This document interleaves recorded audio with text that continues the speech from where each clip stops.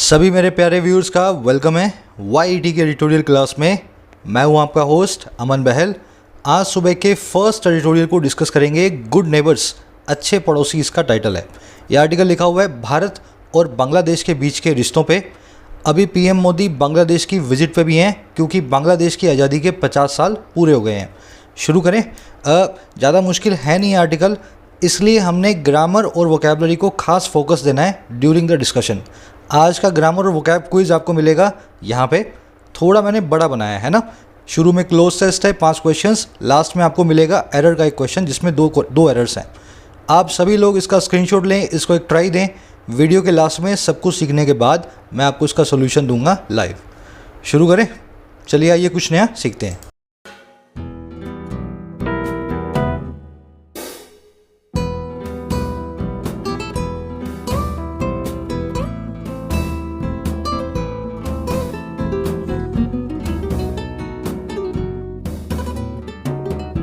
कह रहे good neighbours, अच्छे पड़ोसी। नेबर तो आप जानते ही ना, कौन है अच्छे पड़ोसी। बात हो रही है इंडिया और बांग्लादेश के टाइज की, इंडिया और बांग्लादेश के रिश्तों की। टाई वर्ड का मतलब होता है रिश्ते, रिलेशनशिप, एफिलिएशन, कनेक्शन, है ना, किसी से कोई भी नाता। अब इसके टाइटल पैराग्राफ को देखेंगे क्या कहना चाह रहा है। कह रहा है people on both sides need to be aware of the sensitivities in India Bangladesh ties too. कह रहे जो लोग हैं ना, पीपल, और कहाँ पे, दोनों ही तरफ, बोथ साइड्स, इंडिया में भी और बांग्लादेश में भी। कह रहे इन लोगों को ज़रूरत है कि वो अवेयर ऑफ हों, वो इस बारे में जानकारी मिले उनको। और किस बारे में? सेंसिटिविटीज़ के बारे में, उन संवेदनशीलताओं के बारे में जो इंडिया और बांग्लादेश के रिश्तों में भी हैं। तो खाली इंडिया पाकिस्तान, इंडिया चाइना, सिर्फ यही सेंसिटिविटी नहीं है। इंडिया और बांग्लादेश के रिश्तों में भी बहुत संवेदनशीलताएं हैं, फीलिंग्स हैं, उनके बारे में लोगों को थोड़ी जानकारी रखनी चाहिए। अब देखो ये क्या कहना चाह रहा है, अपने आगे डिटेल में देखेंगे। इस सेंटेंस में आप देख लो, पीपल आपका सब्जेक्ट है, नीड आपकी वर्ब है। सारे सब्जेक्ट मिलेंगे ब्लू कलर में, वर्ब्स मिलेंगी पिंक कलर में, आपकी अंडरस्टैंडिंग को डेवलप करने के लिए। वर्ड आया अपने पास सेंसिटिविटी, इसका मतलब होता है संवेदनशीलता, है ना। आप इसको फीलिंग भी बोल सकते हैं, आप इसको इमोशन भी बोल सकते हैं। अवेयर का मतलब होता है किसी चीज़ के बारे में पता होना। अवेयर के बाद में ऑफ आएगा, इन्फॉर्म्ड के बाद में भी ऑफ आएगा और कॉग्निजेंट के बाद में भी ऑफ आएगा। ये तीनों एक दूसरे के सिनोनिम है और हमेशा ऑफ नाम के प्रीपोजिशन को फिक्स अपने बाद में रखते हैं। अब वक्त है एक समरी का। आपको मालूम चले किस बारे में लिखा हुआ है, उससे पहले अच्छे बच्चे की तरह एक लाइक और एक शेयर जरूर से दें वीडियो को। आज की हमारी वीडियो के स्पॉन्सर है टेक्स्टबुक.com। आप किसी भी एग्ज़ाम की तैयारी करते हो इंडिया के, जितना ज़रूरी उसके कॉन्सेप्ट सीखना है उतना ही ज़रूरी है लास्ट मोमेंट पे उसके एग्ज़ाम्स को देना, मॉक टेस्ट को। और मॉक टेस्ट के अंदर टेक्स्ट बुक भारत का लीडिंग ब्रांड है। यहाँ पे आपको 300 से ज़्यादा एग्जाम्स के 15,000 मॉक टेस्ट मिलेंगे। सारे के सारे इन्होंने एक पैकेज बनाया हुआ है 299 का। 1 साल की इसकी वैलिडिटी होती है। फॉर एग्जांपल आप देख पा रहे होंगे एसएससी के हर छोटे बड़े एग्जाम के और बैंकिंग के भी सैकड़ों मॉक टेस्ट है, इंडिविजुअल मॉक टेस्ट हर एग्जाम के लिए। इसी तरीके से कोई भी एग्जाम हो, यूपीएससी हो, स्टेट पीएससी हो, for any exam in India you will get hundreds of mock test in this single package. वैसे इस पैकेज की कीमत है 299 1 साल की वैलिडिटी के साथ। लेकिन आप सभी चैनल व्यूअर्स के लिए कूपन कोड है YET10। ऐप या वेबसाइट से इस पैकेज को बाय करते हुए इस कूपन कोड को यूज़ करें, 10% डिस्काउंट मिलेगा 30 रुपीज़ का फर्दर। इस पैकेज का बाइंग लिंक है कमेंट सेक्शन में। Use the coupon code today and get access to 15,000 mock test अगले 1 साल के लिए। देखो समरी ये है कि बांग्लादेश 1971 तक पाकिस्तान का एक हिस्सा था। 1971 में भारत की मदद से पाकिस्तान से दुखी होकर के बांग्लादेश एक अलग देश बना, एक फ्री कंट्री बना। अब देखो 1971 को 50 साल हो गए हैं 2021 में, और 50वीं सालगिरह पे बांग्लादेश ने अपनी आज़ादी की। इंडिया के प्राइम मिनिस्टर मोदी साहब को इनवाइट किया अपने देश में। मोदी जी वहाँ गए भी। वहाँ की दोनों सरकारों के बीच में प्यार भी देखने को मिला।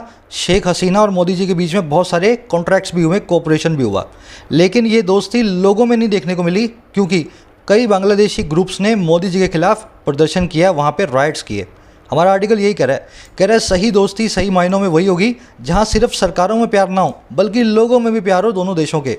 और इस प्यार के बीच में कौन से रोड़े हैं, कौन सी परेशानियाँ हैं, इनको डिस्कस करेगा ये वाला आर्टिकल। समझ गए ना। तो ये आज के आर्टिकल की समरी है। दोनों देशों के सामने जो चैलेंजेस है उनको एक एक करके बताने वाला है। साथ ही साथ आज की टोन है कंसर्न्ड और सेंसिटिव। ये सेंसिटिविटी की बात करेगा, बार बार भावों की, इमोशंस की बात करेगा, तो सेंसिटिव इसकी टोन हो गई और साथ में कंसर्न भी है, बहुत चिंताजनक भी हो रहा है। शुरू करें। कह रहे प्राइम मिनिस्टर नरेंद्र मोदी's visit to Bangladesh to commemorate the 50th anniversary of the War of Liberation and the centenary year of Sheikh Mujibur Rahman and his meetings with Prime Minister Sheikh Hasina showcase the deep history the two nations share, their future plans and the challenges ahead। इस sentence में एक error है, जो समझदार हैं पहले कोशिश करें उस एरर को ढूंढने की, है ना। पहले मैं इसको करूँगा ट्रांसलेट। कह रहा है पीएम मोदी की जो विजिट है, इनका जो दौरा है, और कहाँ का दौरा है, टू बांग्लादेश, बांग्लादेश का। अच्छा, किस काम के लिए दौरा है ये है कोमेमोरेट करने के लिए। अब ये क्या होता है, मेमोरेट करना मतलब याद करना, रिमेंबर करना, को मतलब साथ में। जब दो लोग मिल करके एक ही चीज़ को याद करते हैं, ऑब्जर्व करते हैं, किसी ओकेजन को मनाते हैं, है ना, उसको कहते हैं कोमेमोरेट करना, किसी सालगिरह को, किसी भी चीज़ को। कह रहा मोदी साहब का जो दौरा आया बांग्लादेश का, जो कि है याद ताज़ा करने का 50वीं सालगिरह की, और ये सालगिरह है उस जंग की, उस वॉर की जो थी आज़ादी की, लिबरेशन की। और ये जो है 100वीं जो है ना, 100वां ईयर भी है, सेंटिनरी ईयर भी है, 100वीं सालगिरह भी है शेख मुजीबुर रहमान की। आज वो 100 साल के हो जाते हैं, ऐसा समझो। कह रहा है एक तो ये जो विजिट है बांग्लादेश की इस टाइप की, और उसकी जो मीटिंग है प्राइम मिनिस्टर शेख हसीना के साथ, बांग्लादेश की प्रधानमंत्री हसीना मैडम के साथ। कह रहा है इन दोनों चीज़ों ने ही, एंड लगा के बता रहा है, इन दोनों चीज़ों ने शोकेस किया, सबके सामने दिखाया, डिस्प्ले किया उस डीप हिस्ट्री को, उस गहरे इतिहास को, जिसको दोनों ही देश शेयर करते हैं, दोनों ही कंट्रीज आपस में साझा करती हैं। अच्छा, और इसने दिखाया उनके फ्यूचर प्लान्स को भी, आगे आने वाली योजनाओं को भी, और उन चुनौतियों को भी, चैलेंजेस को भी जो अहेड आगे खड़े हैं। समझ गए। तो मोदी साहब की विजिट और इनकी मीटिंग, दोनों ही चीज़ों ने दिखा दिया कि दोनों देशों की हिस्ट्री कितनी डीप है और कैसे दोनों देश साझा करते हैं इस हिस्ट्री को। और इसी ने भी ये भी दिखा दिया कि आगे के प्लान्स भी बहुत अच्छे हैं दोनों के, और चैलेंजेस को भी अच्छे से सबके सामने लगा करके दिखाया। अब आ जाओ सेंटेंस पे देखने वाली चीज़ें। सबसे पहला काम करेंगे इस सेंटेंस में आप सब्जेक्ट और वर्ब को पकड़ना। विजिट और मीटिंग्स की वर्ब है शोकेस, एंड से जुड़े हुए दोनों सब्जेक्ट हैं विजिट और मीटिंग, है ना। नेशंस की वर्ब है शेयर। शोकेस का मतलब होता है दिखाना, एग्जिबिट करना, डिस्प्ले करना। आपके घर में भी शोकेस होता है, ड्राइंग रूम में, वहाँ पे आप चीज़ों को डिस्प्ले करते हो सबके सामने, है ना। लिबरेशन मतलब आज़ादी, सोवरेनिटी, फ्रीडम। कोमेमोरेट मैंने आपको बता दिया, साथ में मिल गए किसी मौके पे ऑब्जर्व करना, किसी ओकेजन को सेलिब्रेट करना। सेंटिनरी मतलब 100 साल का, ये बना है सेंचुरी नाम के वर्ड से। सेंचुरी मतलब 100वां। अगर आपकी सेंटिनरी एनिवर्सरी है तो मतलब आपका 100वां बर्थडे है ना, ऐसा समझ लें। सेंटिनरी से सेंटिनेरियन नाम का वर्ड बनता है, इसका मतलब होता है 100 साल का इंसान। कोई भी इंसान जो जिंदा हो, 100 साल की उसकी उम्र हो गई हो, दैट पर्सन इज सेंटिनेरियन। अगर आप सेंटिनेरियन वर्ड को पकड़ रहे हैं तो सारे वर्ड्स को भी साथ में रखें। जिनेरियन, सेंचुरी और जिनेरियन से बना है सेंटिनेरियन। अगर मैं जिनेरियन के आगे सेक्सा लगा दूँ तो मतलब 60 साल का आदमी, सेप्चुआ लगा दूँ तो मतलब 70 साल का आदमी, ऑक्टो लगा दूँ तो मतलब 80 साल का आदमी, नोना लगा दूँ तो मतलब 90 साल का आदमी, और अगर सुपर सेंटिनेरियन लगा दूँ तो मतलब 110 साल से ज़्यादा उम्र का आदमी। समझ गए ना। ये वर्ड्स आप अक्सर देखोगे, बहुत अच्छे अच्छे वर्ड्स हैं। जिनेरियन नाम के वर्ड के आगे अलग अलग रूट्स को लगा करके बने हुए हैं। अब आ जाओ सेंटेंस में जो एरर थी आपको ढूंढने के लिए बोला था, फ्यूचर प्लान्स। 2 ही दिन पहले कॉन्सेप्ट करवाया था मैंने रिडंडेंट वर्ड्स का। अगर आपके पास प्लान्स लिखा हुआ है तो वो फ्यूचर के ही होंगे। प्लान्स कभी पास्ट के बनते हैं क्या? मेमोरीज हैं तो वो हमेशा पास्ट की होती हैं, मेमोरीज फ्यूचर की नहीं होती। तो मेमोरीज के आगे पास्ट रिडंडेंट है, अननेसेसरी है, और प्लान्स के आगे फ्यूचर रिडंडेंट है। गिफ्ट हमेशा फ्री होता है तो फ्री लगाने की ज़रूरत नहीं है गिफ्ट के आगे। आउटकम हमेशा फाइनल होता है। फैक्ट्स हमेशा ट्रू होते हैं, फंडामेंटल्स बिल्कुल बेसिक होते हैं। सरप्राइज़ वही है जो अनएक्सपेक्टेड है। अगर एक्सपेक्टेड है, आपको पता लग गया तो वो सरप्राइज़ अपने आप में है ही नहीं। तो ये जो आप लाल वाले देख रहे हो सब अननेसेसरी वर्ड्स हैं, आप इनको कभी भी एक साथ में यूज़ ना करें, फ्यूचर के साथ में प्लान्स ना लगाएं, है ना। आप इन दोनों सेंटेंस को भी सही कर सकते हो। The book is based on true facts. Facts वही है जो ट्रू होता है। गलत अगर फैक्ट अगर ट्रू नहीं है ना तो फैक्ट नहीं है, वो मिथ है। अब यहाँ से मुझे इस ट्रू को लगाने की कोई ज़रूरत नहीं है, यहाँ से निकाल देना है। वैसे ही I was happy upon getting an unexpected surprise. मैं बहुत खुश था एक अनएक्सपेक्टेड सरप्राइज़ को पाने पे। भाई सरप्राइज़ अनएक्सपेक्टेड ही होता है, यहाँ से निकाल दो इसको, रिडंडेंसी की एरर को ठीक कर दो। बस यही एरर इसने यहाँ भी की है, प्लान्स के आगे फ्यूचर लगा के। आप ध्यान करें, आप एसएससी बैंक के स्टूडेंट हैं, आपको नहीं करनी है ना। बढ़े आगे। कह रहा है at the events which included an emotive ceremony in Dhaka, a cultural programme India's conferring of the Gandhi Peace Prize posthumously on Mujib and a visit by Mr. Modi to Bangabandhu Mujib Memorial at his hometown in Tangipara. The leaders paid homage to nation's founders, millions massacred by the Pakistani military regime in 1971, and those who died fighting for Bangladeshi freedom, including nearly 4,000 Indian soldiers. लंबा sentence हो गया ना, कोई बात नहीं, डरो मत, इतना सही है। पीस बाय पीस इसको पढ़ेंगे वर्ड फॉर वर्ड। कह रहा है इस इवेंट के अंदर, इन इवेंट्स के अंदर कौन से इवेंट्स थे? ये सारे के सारे इवेंट्स जिसमें शामिल था एक इमोटिव सेरेमनी, एक इमोशंस भरा जश्न। इमोटिव मतलब जिसमें इमोशंस हो, हार्ट वार्मिंग हो। तो एक इमोशंस भरा एक जश्न था ढाका के अंदर। अच्छा, और क्या शामिल था? एक सांस्कृतिक कार्यक्रम भी था, कल्चरल प्रोग्राम भी था। अच्छा, और क्या था इसमें? इंडिया का कन्फर करने का काम भी था इसके गांधी पीस प्राइज़ को, और किसके ऊपर? मुजीब के ऊपर। तो मुजीबुर रहमान, उनको इंडिया ने गांधी पीस प्राइज़ भी कन्फर किया, उनको इस प्राइज़ से नवाजा। पोस्टह्यूमसली का मतलब होता है आफ्टर दैट। अब मुजीब तो जिंदा है नहीं, उनकी डेथ के कई सालों के बाद उनको ये प्राइज़ इंडिया ने दिया, तो पोस्टह्यूमसली दिया है। अच्छा, और क्या शामिल था इन इवेंट्स में? चौथी चीज़ शामिल थी एक विजिट मोदी साहब के द्वारा इनकी मेमोरियल पे, इनके होम टाउन के अंदर टंगीपारा में। बंगबंधु इनको बोला जाता है, मुजीब को बांग्ला भाषा में, है ना। तो मुजीब के मेमोरियल पे भी मोदी जी जाकर के आए। तो कह रहे हैं इन सभी इवेंट्स के अंदर जो लीडर्स थे, हमारे यहाँ मोदी जी और वहाँ की शेख हसीना, इन्होंने पे किया होमेज को, इन्होंने दिखाई अपनी रिस्पेक्ट, अपना अदब, और किसके लिए? नेशन के फाउंडर्स के लिए, बांग्लादेश के संस्थापकों के लिए। अच्छा, और किन के लिए? वो लोग जो मिलियंस में हैं और मैसेकर किए गए थे, जिनको कत्ल किया गया था पाकिस्तान के मिलिट्री रिजीम के द्वारा, पाकिस्तान की फ़ौज के द्वारा 1971 में। और उन लोगों के लिए जो डाई हुए, जो मर गए फाइट करते हुए बांग्लादेश की फ्रीडम के लिए, आज़ादी के लिए, लगभग जिसमें शामिल थे 4000 इंडियन सोल्जर्स भी। समझ गए ना? सेंटेंस लंबा है लेकिन बहुत सिंपल सेंटेंस है। तो ये सभी इवेंट्स वहाँ पे हुए। मोदी जी ने गांधी पीस प्राइज़ दिया, कल्चरल प्रोग्राम हुआ, इमोटिव सेरेमनी हुई, एक विजिट हुई। इस सारे के सारे काम के अंदर लीडर्स ने अपने रिस्पेक्ट को दिखाया फाउंडिंग फादर्स के लिए, हज़ारों लाखों लोगों के लिए जिनको कत्ल किया गया था पाकिस्तान की मिलिट्री के द्वारा, और वो लोग जो बांग्लादेश की आज़ादी में शहीद हुए, जिसमें 4000 इंडियन सोल्जर्स भी शामिल है। अब आई थिंक अब समझ गए होंगे पूरा सेंटेंस, है ना। अब इसमें आ जाओ ग्रामर देखने वाली, ठीक है। वर्ड्स देख लो पहले। पोस्टह्यूमसली मतलब पोस्ट प्लस में ह्यूमस। अब आप ह्यूमन नहीं रहे हो, अब आपकी डेथ हो गई है, मतलब किसी भी पर्सन की डेथ होने के बाद अगर कोई काम होता है तो उसको कहते हैं पोस्टह्यूमस। आप इस वर्ड को अक्सर देखोगे पोस्टह्यूमस चाइल्ड के साथ। अब वो चाइल्ड कौन सा चाइल्ड है? ऐसा बच्चा जिसका जन्म अपने बाप की मौत के बाद हुआ है। समझ गए ना? जब वो अपनी माँ के पेट में था उसी वक्त उसके पिता की डेथ हो गई। That child is called a post humus child. मरणोपरांत पैदा होने वाला बच्चा, है ना, अपने पिता के। कन्फर का मतलब होता है किसी को कुछ देना, लेकिन क्या देना? किसी डिप्लोमा को, डिग्री को, अवार्ड को, सम्मान को, है ना, रिस्पेक्ट को। कन्फर का सिनोनिम है बिस्टो। ध्यान रखने की बात यह है, कन्फर के बाद में ऑन और बिस्टो के बाद में ऑन या अपॉन, दोनों में से कुछ भी। The university conferred diplomas to या ऑन ग्रेजुएटिंग स्टूडेंट्स। यूनिवर्सिटी ने दे दिया डिप्लोमा को, और किनको? ग्रेजुएट करने वाले स्टूडेंट्स को। आपकी बड़ी इच्छा होगी कन्फर्ड के बाद में टू लगा दूं, भाई दिया है तो 2 स्टूडेंट्स लिख के बताऊंगा ना, लेकिन ध्यान रखना कन्फर नाम का ये वर्ड है, ये कहता है कि मेरे बाद लगेगा ऑन, फिक्स्ड प्रेपोजिशन। तो university conferred diplomas on graduating students. वैसे ही the country bestowed its highest civilian award to या on the visiting leader from the neighbourhood. इस देश ने दे दिया अपना सबसे बड़ा सिविलियन अवार्ड आने वाले विजिटिंग जो है गेस्ट को, जो नेबरहुड से आया था, है ना।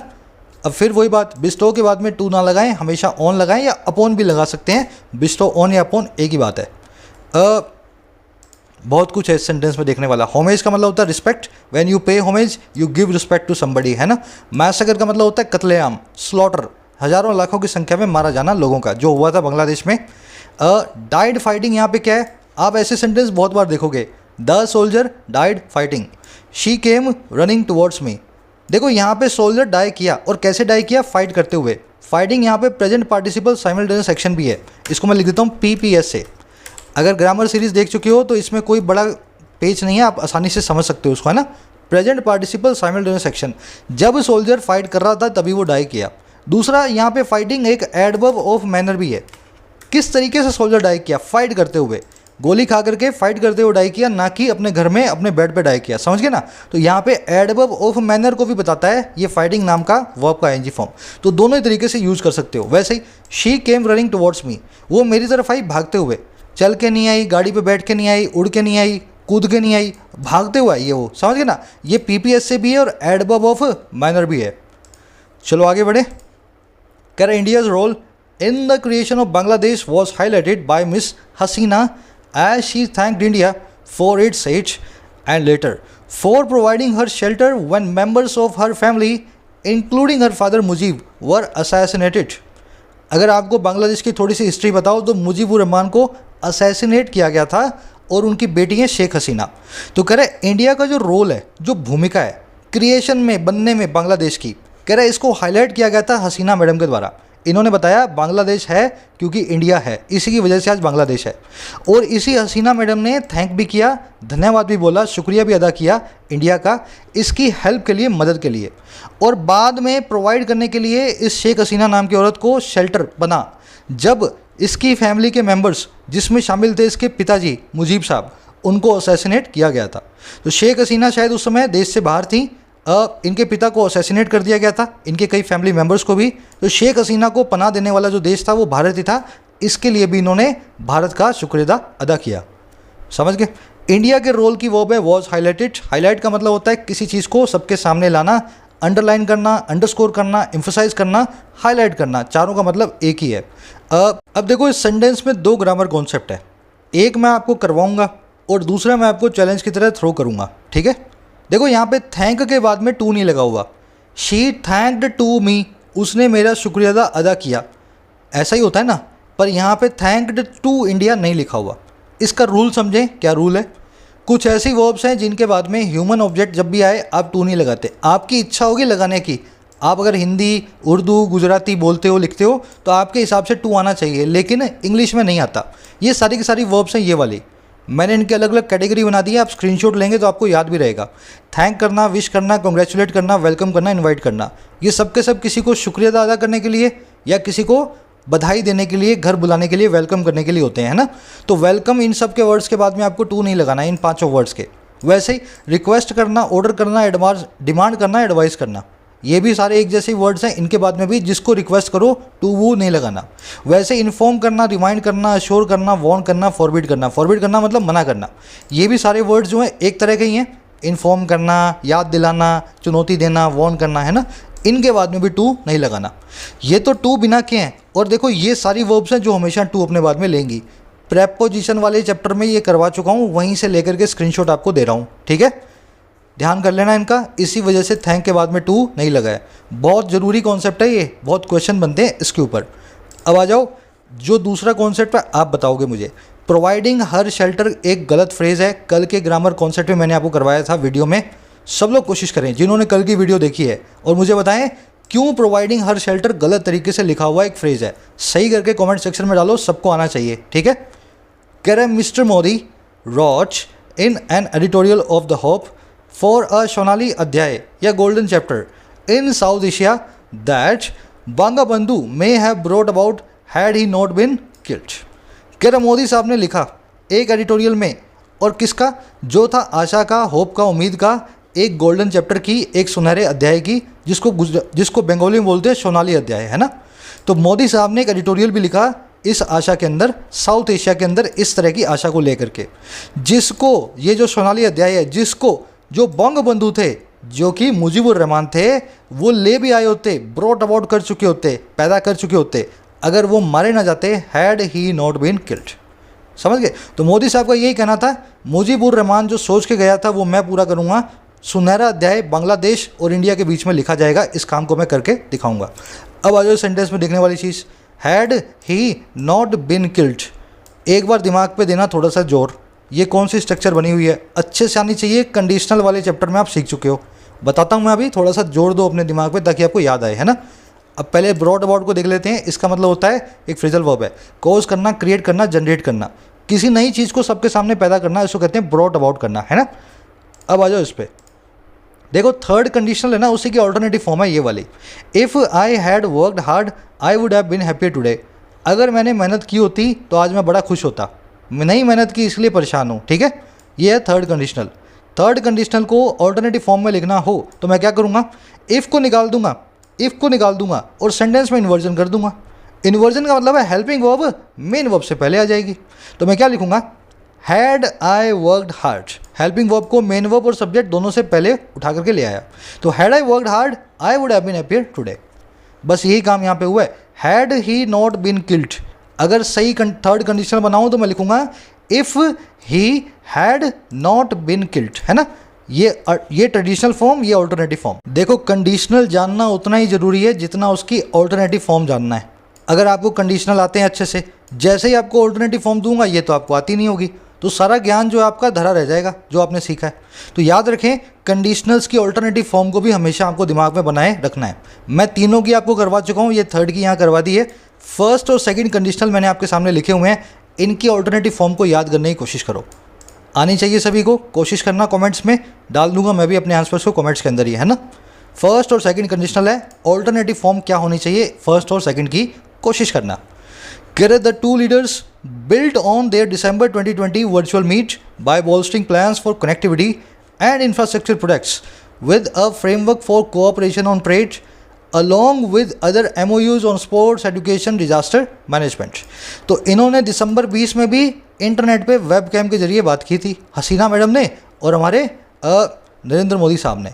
तो कह रहे ये जो दोनों लीडर्स हैं इन्होंने बिल्ड ऑन किया अपनी दिसंबर 20 की मीट पे।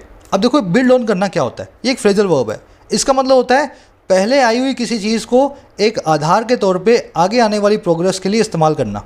मान लो आपने छोटी सी एक नींव बना दी है, उसके ऊपर पूरा घर बना रहे हो, तो उस नींव के ऊपर पूरा घर बिल्ड ऑन करोगे, पहले वाली चीज़ को नींव को आधार बनाओगे और घर की प्रोग्रेस को करवाओगे, समझ गए ना। तो वैसे ही इस मीटिंग को दोनों नेताओं ने आधार बनाया। और कैसे बनाया, बोल्स्टर करके इन प्लान्स को, मजबूत बना करके इन प्लान्स को। और प्लान्स काय के हैं, कनेक्टिविटी और इंफ्रास्ट्रक्चर प्रोजेक्ट के। आप समझते होंगे अच्छे से कनेक्टिविटी क्या होती है और इंफ्रास्ट्रक्चर क्या होता है। और ये प्रोजेक्ट्स कैसे होंगे, एक फ्रेमवर्क के साथ, एक ढांचे के साथ जो होगा कोऑपरेशन का, आपसी सहयोग का। और सहयोग किस पे होगा, ट्रेड पे, और उसके साथ साथ MOUs होंगे स्पोर्ट्स पे, शिक्षा पे, तालीम पे, है ना। और डिजास्टर मैनेजमेंट पे, कैसे कोई बाढ़ तूफान आ जाए तो कैसे उसको मैनेज करना है। तो ऐसे किया इन्होंने, दिसंबर 20 में अपनी बातचीत शुरू की और उसको और अच्छे लेवल पे लेकर के आए। बिल्ड ऑन नाम की फ्रेजल वर्ब को अच्छे से देख लेना।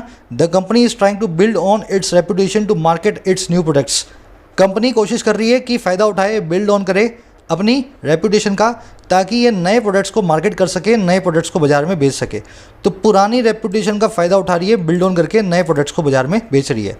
बोल्स्टर करना मतलब प्रमोट करना, सपोर्ट करना किसी चीज़ को। कह रहा India Bangladesh ties in past 15 years since Miss Hasina was elected have been marked by new areas of cooperation and an ability to resolve specific differences। कह रहा है इंडिया बांग्लादेश के जो रिश्ते हैं पिछले 15 सालों में, जब से हसीना मैडम जो है इलेक्ट हुई थी, इनको चुनाव में जीत मिली थी, कह रहा है ये जो रिश्ते हैं ये मार्क रहे हैं, इनके ये निशान बने हैं उन नए एरियाज़ के जो है कोऑपरेशन का और उस ताकत का, एबिलिटी का जो है रिजॉल्व करने की कुछ खास तरह के डिफरेंसेस को, डिसएग्रीमेंट्स को। तो 15 साल से दोनों देशों के रिश्ते जो हैं सुधर रहे हैं जब से हसीना मैडम सत्ता में बैठी हैं, समझ गए। टाइज की वर्ब है have been marked, Hasina madam की वर्ब है वॉज इलेक्टेड। कह रहा Miss Hasina decision beginning 2009 to shut down anti India terror camps and to hand over nearly 2 dozen of India's most wanted reversed mistrust. अब बता रहा है हसीना मैडम ने क्या अच्छा काम किया। कह रहा है हसीना का जो डिसीजन था शुरू होकर के 2009 से, अच्छा काहे का भाई, शट डाउन करने का, बंद कर देने का इंडिया के खिलाफ आतंकवादियों के कैंप्स को, और हैंड ओवर कर देने का, ऑफिशियली दे देने का लगभग 2 दर्जन, लगभग 24 इंडिया के मोस्ट वांटेड क्रिमिनल्स को। कह रहा है इस काम ने ना, इस डिसीजन ने जो 2009 से हसीना मैडम ने लिया है और आज भी चालू है, कह रहा है इस फैसले ने रिवर्स कर दिया है दोनों के बीच के अविश्वास को। आज इंडिया और बांग्लादेश को एक दूसरे पे बहुत विश्वास है। पहले ये मिसट्रस्ट जो था अब रिवर्स हो चुका है, समझ गए ना। सिंपल सेंटेंस है, रिपीट नहीं करेंगे। मोस्ट वांटेड आप जानते हैं, hand over, hand in, hand out और हैंड ओवर 3 फ्रेजल वर्ब्स होती हैं। हैंड का मतलब होता है हाथ, तीनों बनी है हाथ से। हैंड इन का मतलब भी देना, हैंड आउट का मतलब भी देना, हैंड ओवर का मतलब भी देना। लेकिन फ़र्क क्या है, हैंड आउट का मतलब होता है डिस्ट्रीब्यूट करना, बांटना, देना नहीं, बांटना। हैंड इन का मतलब होता है कुछ सबमिट करना जो आपको करना ही चाहिए। जैसे मेरी कोई चीज़ लेके गए, वापस कर दिया आपने प्रोफेसर को अपने टीचर को कोई असाइनमेंट थी जो आपको देनी थी, आपने असाइनमेंट उसको सबमिट कर दी। तो ये होता है वो चीज़ जो देनी थी आपको, हैंड इन करना। और हैंड ओवर का मतलब क्या होता है, कोई चीज़ को ऑफिशियली किसी को देना। जैसे इन्होंने मोस्ट वांटेड जो थे इंडिया को हैंड ओवर कर दिए, समझ गए ना, सुपुर्द कर देना, हिंदी बोलते हैं सुपुर्द कर देना। ये आप ऑफिशियली किसी काम को जब करते हो, देते हो, तब आप इसको यूज़ करते हो हैंड ओवर को। तो तीनों का मतलब देना, लेकिन तीनों का मीनिंग थोड़ा सा डिफरेंट है। बढ़े आगे, कह रहा Mister Modi push to conclude the long pending land boundary agreement in 15 and to accept an international tribunal verdict in favour of Bangladesh that resolve a 40-year-old maritime dispute built confidence as well. तो कह रहा है हसीना madam ने अच्छा काम नहीं किया, मोदी साहब ने भी किया। इन्होंने कंक्लूड कर दिया, इन्होंने पुश कर दिया कि कंक्लूड करते हैं, फटाफट फाइनलाइज करते हैं लंबे वक्त से पेंडिंग चल रहे लैंड बाउंड्री एग्रीमेंट को 2015 में। तो इन्होंने बड़ा पुश दिया मोदी साहब ने कि लैंड का डिस्प्यूट तो ख़त्म करे अपने दोनों देशों के बीच में। और इन्होंने एक्सेप्ट भी कर लिया कि हम एक इंटरनेशनल ट्राइब्यूनल का जो वर्डिक्ट है, एक इंटरनेशनल कोर्ट का जो फैसला है जो बांग्लादेश के फेवर में है और जो रिजोल्व भी करता है 40 साल पुराने एक मैरीटाइम डिस्प्यूट को, समुद्री लड़ाई को। तो कह रहे इन दोनों कामों को लेकर के मोदी साहब को जो पुश था, है ना, बाउंड्री को भी सेटल कर दें और इस ट्राइब्यूनल के रिजल्ट को भी मान ले, 40 साल की लड़ाई को ख़त्म करे। कह रहे इस पुश ने बिल्ड कर दिया कॉन्फिडेंस को साथ ही साथ। तो उधर से हसीना मैडम मार रही थी चौका, इधर से इन्होंने छक्का मार करके रिश्तों को और मजबूत बनाया। समझ गए ना। सब्जेक्ट वो मिला लेना, ज़्यादा कुछ इसमें है नहीं। कंक्लूड करना मतलब फाइनलाइज करना, वर्डिक्ट मतलब कोर्ट का फैसला, ruling, judgement, degree, adjudication. Tribunal एक ऐसी कोर्ट होती है जो कोर्ट्स की कोर्ट होती है। किसी कोर्ट के अंदर आपको कोई फैसला मिला, उस फैसले के खिलाफ आपको जो आगे गुहार लगानी है। ट्राइब्यूनल का मतलब होता है एक मध्यस्थ कोर्ट, है ना, आर्बिट्रेशन कोर्ट, जो फैसलों की सुनवाई करे। और इसमें कुछ देखने का है नहीं। मैरीटाइम मतलब related to navy, related to समुंदर, सी। कह रहा है other issues if unresolved could pose challenges. और जो इश्यूज हैं अगर वो अनरिजॉल्व रहते हैं, वो पोज कर सकते हैं चैलेंजेस को, खड़ा कर सकते हैं चुनौतियों को आने वाले टाइम में। तो मोटे मोटे काम हो गए हैं, छोटे मोटे काम अभी भी बाकी हैं। आ जाओ नेक्स्ट पैराग्राफ पे। कह रहा है the joint statement noted the need to resolve the dispute over Teesta water sharing and 6 other rivers. दोनों कंट्रीज़ ने जो जॉइंट स्टेटमेंट दिया, इस स्टेटमेंट में ऐसा नोट किया गया उस ज़रूरत को जो है रिजॉल्व करने की, उस डिस्प्यूट को, लड़ाई को, जो है तीस्ता वाटर शेयरिंग पे, तीस्ता नदी के पानी के विभाजन पे, और ऐसी 6 और नदियों पे भी। समझ गए। तो दोनों कंट्रीज़ की जॉइंट स्टेटमेंट यही आई कि अब नदियों के पानी पे लड़ाई को ख़त्म करना है, कोई बंटवारा करके हमें इस मामले को सुलझाना है ना। कह रहे the problem of Bangladeshi civilians being killed at the border has dented relations. कह रहे प्रॉब्लम जो है, समस्या जो है बांग्लादेशी सिविलियंस की, बांग्लादेश के नागरिकों की, और इनके मारे जाने की बॉर्डर पे, इसने भी डेंट किया रिलेशंस को। इसने भी दोनों के रिश्तों पे थोड़ा सा डेंट मारा है, डैमेज मारा है। होता क्या है, बांग्लादेश से बहुत लोग जो हैं इंडिया में क्रॉस करते हैं अवैध सिटीजन बनने के लिए इंडिया के, है ना। तो इस चक्कर में क्या होता है, इंडिया में पॉपुलेशन बढ़ रही है। इस पॉपुलेशन को रोकने के लिए हमारे बॉर्डर गार्ड्स कभी कभी बांग्लादेशी सिविलियंस पे गोली भी चला देते हैं। तो ये भी दोनों के देशों के रिश्तों को कमज़ोर बना रहा है, डेंट कर रहा है ये वाली प्रॉब्लम। समझ गए होंगे। प्रॉब्लम की वो है हैज़ डेंटेड, डेंट का मतलब है डैमेज करना, डेंट करना। ये प्रॉब्लम अपने आप में बहुत बड़ी है, आप जानते हैं। कह रहे the Modi government's concerns over the treatment of Hindus and impetus for the CAA were highlighted as the PM performed 2 temple pujas and addressed a rally of minority Matua Hindus. अब मोदी साहब ने वहाँ जाके काम कर दिया। क्या काम किया, इनके जो कंसर्न्स थे ट्रीटमेंट पे हिंदूज़ की, कैसा बर्ताव हिंदुओं से होता है बांग्लादेश में, कह रहे जो कि अपने आप में एक एम्पेटस भी है, एक पुश भी है CAA एक्ट के लिए। अभी इसके रूल्स आने बाकी हैं, तो इस एक्ट के लिए एक एम्पेटस भी है कि बांग्लादेश में जाके हिंदुओं की बात करूं, क्योंकि उन्हीं हिंदुओं को हम CAA के अंदर आने वाले टाइम में सिटीजनशिप दे सकते हैं। कह रहे ये जो कंसर्न्स है ना, इनको हाईलाइट किया गया।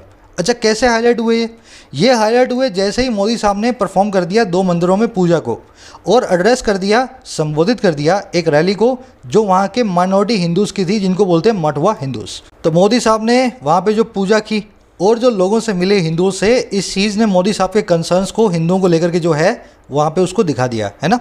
एम्पेटस का मतलब होता है पुश, कंसर्न की वर्ब है were highlighted in passive voice. PM की 2 वर्ब्स आई हैं, पहली परफॉर्म्ड, दूसरी एड्रेस्ड। बढ़े आगे। कर the visits raised eyebrows in India as they took place even as West Bengal went to watch, but it became clear that they will have repercussions in Bangladesh as well. कह रहे ये जो visits आई मंदिरों में, इसने लोगों की भौहें भी चढ़ा दी, लोगों ने भी यहाँ पे ऑब्जेक्शन शुरू कर दिया, रेस कर दी अपनी आईब्रोज इंडिया के अंदर। क्यों कह रहे, क्योंकि एज जो कि ये हुई दोनों की दोनों टेक प्लेस, और कब, जब बांग्लादेश वेंट टू हो गया था वोट्स को। बांग्लादेश जब वेस्ट बंगाल जो है वहाँ पे वोटिंग चल रही थी, तब मोदी साहब जो है वहाँ पे मंदिर में जा रहे थे। तो इससे कोड ऑफ कंडक्ट जो है ना, आचार संहिता, उसको लेकर के लोगों ने यहाँ पे ऑब्जेक्शन करना शुरू कर दिया। कह रहे लेकिन जल्दी ही ये बात साफ हो गई कि ये जो विजिट्स हैं ये जो विजिट्स हैं इनके रिपोर्कशंस होने वाले हैं, इनके कॉन्सिक्वेंस निकल करके आएंगे बांग्लादेश में भी। तो इंडिया की बात नहीं है, इसको देख करके बांग्लादेश के अंदर भी बहुत तूफान हुआ इन विजिट्स को लेकर के। अब बताएगा वो तूफान क्या है। Protest again mister Modi turned violent with at least 11 members of the Hifazat-e-Islam shot dead by police and reprisal violence against Hindu minority by Islamist mobs।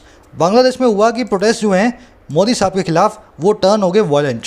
Protest तो पहले ही हो रहे थे कि मोदी जी यहाँ क्यों आ गए, अब उनमें आ गई हिंसा, और कम से कम 11 मेंबर्स जो हैं इस ग्रुप के, इनको शॉट डेड किया गया, मारा गया पुलिस के द्वारा।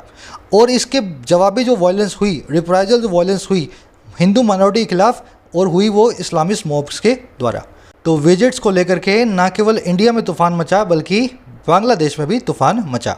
रिप्राइजल मतलब जवाबी, रिवेंजफुल, रिटेलिएटरी। वहाँ पे पुलिस वालों ने इन हिफाजत इस्लाम वालों को गोली मारी। ये हिफाजत इस्लाम वाले हिंदुओं के पीछे पड़ गए, माइनॉरिटी वालों के, कि हम इसका बदला तुमसे लेंगे, है ना, रिप्राइजल वायलेंस में। समझ गए? देखने वाला कुछ है नहीं उसमें, और सिंपल सेंटेंस है। कह रहा the events only underline the need for a deeper understanding on both sides of the sensitivities of the India-Bangladesh relationship, even as its many successes are counted and celebrated। कह रहे जो events हैं महज underline करते हैं, ये जो पूरी घटनाएं हैं जो ऊपर हुई हैं गोलीबारी, ये सिर्फ दिखाती है उस ज़रूरत को जो है एक डीपर अंडरस्टैंडिंग की, एक गहरी समझ की। और किस पे? दोनों साइड की सेंसिटिविटीज़ पे, दोनों साइड की भावनाओं पे। और कौन सी साइड्स की? इंडिया बांग्लादेश की रिलेशनशिप की। कह रहे इवन एस, यहाँ तक कि जबकि इसकी कई सक्सेसेस जो हैं, इसकी कई जो कामयाबियाँ हैं, उनको काउंट किया जा रहा है और सेलिब्रेट किया जा रहा है। बांग्लादेश की सरकार बोल रही है, भारत की सरकार बोल रही है कि विजिट बहुत सक्सेसफुल रही, लेकिन इस विजिट से हमें यह भी पता लगा दोनों देशों के बीच में अभी भी मिसट्रस्ट है। लोग जो हैं एक दूसरे को प्यार अभी भी नहीं करते हैं। तो कह रहे इन सेंसिटिविटीज़ को ध्यान रखना है, डीपर अंडरस्टैंडिंग हमें मिल रही है। चाहे आप कितना भी इस सक्सेस को काउंट कर लो, इसको कितना भी सेलिब्रेट कर लो, लेकिन जो लोग मरे हैं और जो नफरत देखने को मिली है उसको आप नज़रअंदाज नहीं कर सकते हैं। समझ गए? इवेंट्स की वर्ब है अंडरलाइन, सक्सेस की वर्ब है आर काउंटेड और सेलिब्रेटेड। आई थिंक सिंपल सा आर्टिकल है आज का, ज़्यादा कुछ इसमें है नहीं, है ना। फटाफट अपने क्विज़ की तरफ चलते हैं। ये है आपका आज का क्विज़। ये 5 क्वेश्चन है क्लोज टेस्ट के। लास्ट का क्वेश्चन है, इसमें आपको मिलेंगी एटलीस्ट 2 एरर्स। मैं आपको सोल्व इसलिए नहीं करवा रहा हूँ क्योंकि फिर आप लोग खुद नहीं करते हो, है ना। नेटफ्लिक्स की तरह इसको चला करके बैठ जाते हो, जैसे कुछ नाटक वाटक देख रहे हो, मैं ही सॉल्व कर रहा हूँ और आप सीख रहे हो, है ना। तो ऐसे सीख नहीं पाओगे। सब लोग इसको एक ट्राई दें। रोज़ मैं आंसर्स को अपडेट कर रहा हूँ कमेंट सेक्शन में। आज वाले भी मिल जाएंगे कमेंट्स में ही, सबसे पहले वाले कमेंट में आंसर्स आपको मिलेंगे। पहले आप ट्राई करो, फिर मेरे आंसर से मैच करना और अपना स्कोर ज़रूर बताना। आउट ऑफ 7, 5 ये और 2 ये, आउट ऑफ 7 आपको कितने मार्क्स मिले। टेक्स्ट बुक के मॉक टेस्ट का पास कमेंट सेक्शन में रखा है। अगर आपका पास एक्सपायर होने वाला है या आप नया लेना चाह रहे हैं, कमेंट सेक्शन से कूपन कोड लगा करके डिस्काउंटेड प्राइस में ले सकते हैं। इजाज़त लूँगा, अंटिल नेक्स्ट वीडियो।